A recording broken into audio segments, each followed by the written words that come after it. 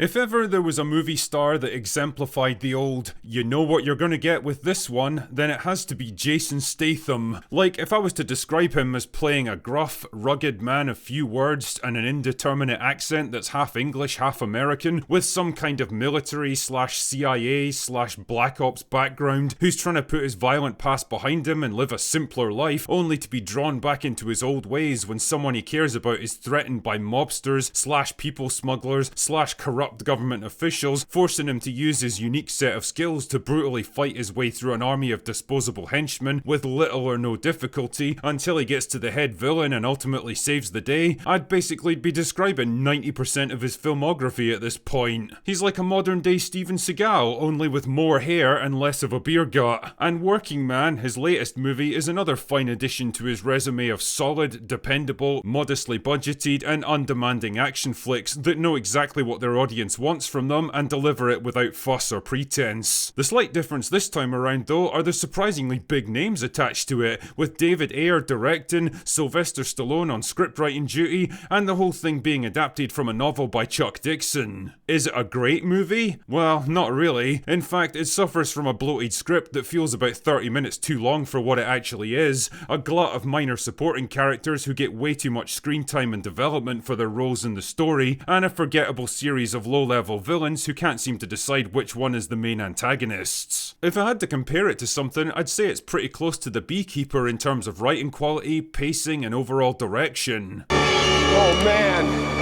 Oh god! Oh man! On the plus side though, it does have some pretty fun action sequences, and Statham delivers his usual gruff action guy persona that he perfected about 20 years ago, and like a great white shark that stopped evolving because it was perfect for what it did, has never bothered to change because really, what's the point? Anyway, let's break down the plot, shall we? But just before I get into it, I'd like to mention that today's video is sponsored by me. No way! Some of you will know that Mahler and I launched a Kickstarter campaign a couple of days ago to fund a series of short films we've been working on, and to give one lucky winner a chance to have their very own idea turned into a movie. And damn, talk about a flying start, man. We've already raised over $150,000 in the first 2 days, and we're closing in on our ambitious goal of $250,000, so big thanks to everyone that's already backed it. It also became obvious pretty quickly that there was way more demand for the top level tiers than we ever expected, because they all sold out within the first few hours. So we've added a bunch more for people who want to get in at the highest levels with the most perks. We're really hoping to make this the start of something way bigger and more interesting,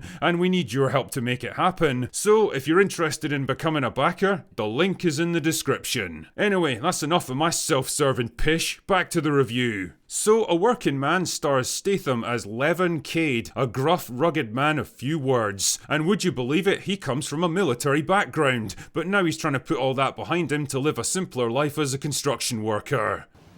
Right.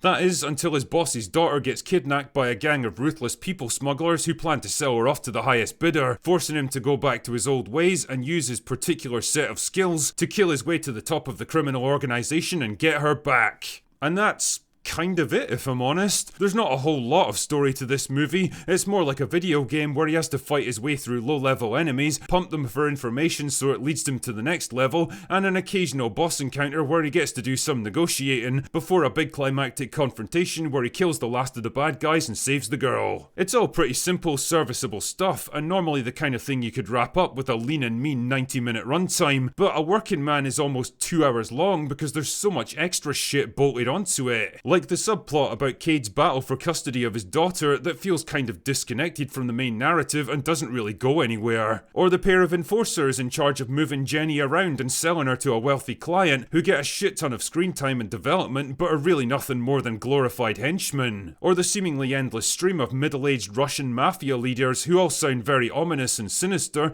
but don't really have much to do when you get right down to it. Or David Harbour playing a blind veteran who's in the movie for no particular reason and and contributes absolutely nothing to the main plotline. The result of all these strange choices is a narrative that feels fragmented and incomplete, like there was a much bigger and more complex story they wanted to tell with this one but weren't allowed to, and so the best they could do was pick and choose pieces of storylines without really knowing how to tie them together. The lack of a compelling central antagonist is another problem, because it feels like Cade is fighting a bunch of low-level guys throughout the whole movie, always building towards some big climax that never actually happens. It doesn't help that, just like Steven Seagal before him, he seems to have a clause in his contract these days that says he can never get seriously injured, or defeated, or appear vulnerable in any way. He just kind of plows through everything in his path, and I never once felt any tension that he might not make it, because the movie never leaves you in any doubt that he'll be just fine by the ends. So if they don't care, well, neither do I. What's really funny about all this though is that a bog standard low budget action movie from an aging star with questionable box office power was enough to unseat Snow White over the weekend, earning $16.8 million domestically to Snow White's $14.2. So you know what? Well done, working man. You might not have been the movie that we deserved, but you were certainly the movie that we needed. It's Hollywood, baby. Anyway, that's all I've got for today. Go away now.